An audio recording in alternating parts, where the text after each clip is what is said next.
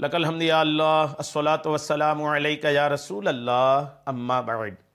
سلسلہ ہے ناظرین کے سوالوں کے جواب دینے کا۔ ناظرین میں سے ایک نے ہمارے کسی ویڈیو کے کمنٹس میں یہ سوال کیا ہے کہ ایصال ثواب کرنے والے کو کیا ملتا ہے؟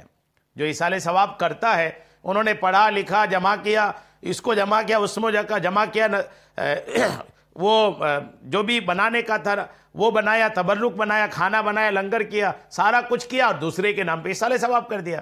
آخر جس نے ایصال ثواب کیا اس کو کیا ملتا ہے؟ آئیے میں انشاءاللہ آپ کو جواب پیش کرتا ہوں۔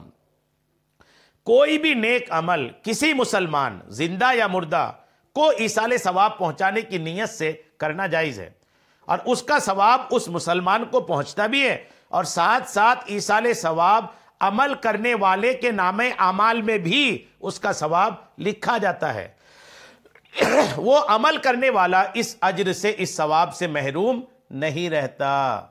جی ہاں، یہی کلیئر ہے، صحیح بات یہی ہے کہ ایصال ثواب کرنے والا جو ہوتا ہے نا، وہ اس کی ثواب کو کٹ کر کے دوسرے کو نہیں دیا جاتا۔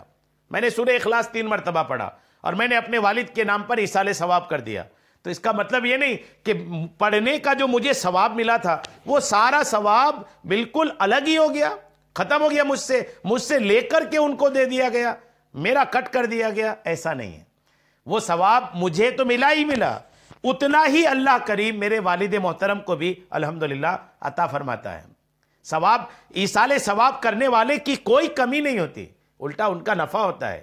روایت سنیے آپ، حدیث شریف میں آتا ہے کہ یہ مجموع الزوائد کی حدیث ہے، جلد 3 کی صفحہ 335 کی، کہ حضرت عبداللہ ابن عمر رضی اللہ تعالی عنہ سے روایت ہے کہ رسول کریم علیہ السلام نے فرمایا، جب بھی کوئی مسلمان نفلی صدقہ کرتا ہے کہ اس کا ثواب اپنے والدین کو پہنچائے تو ان دونوں کو اس کا اجر ملتا ہے، ماں کو بھی باپ کو بھی، یعنی جن کے نام سے ایصال ثواب کیا دونوں کو ثواب ملا، اور اس صدقہ کرنے والے یعنی ایصال ثواب کرنے والے کے ثواب میں سے کوئی بھی کمی نہیں کی جائے گی۔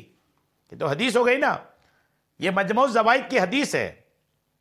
اور ایک اور روایت سنیں کہ جو شخص قبرستان سے گزرا اور قبرستان میں 11 مرتبہ قل هو اللہ احد پڑھ کر مردوں کو ایصال ثواب کیا تو اسے مردوں کی تعداد کے مطابق ثواب عطا کیا جائے گا۔ کنز الامال جلد 15 کی یہ حدیث پاک ہے۔ غور کیجئے کہ یہاں تو کہا گیا کہ جتنے مردے قبرستان میں ہیں اتنا ثواب پڑھنے والے کو الحمدللہ دیا جاتا ہے اور مردوں کو بھی دیا جاتا ہے۔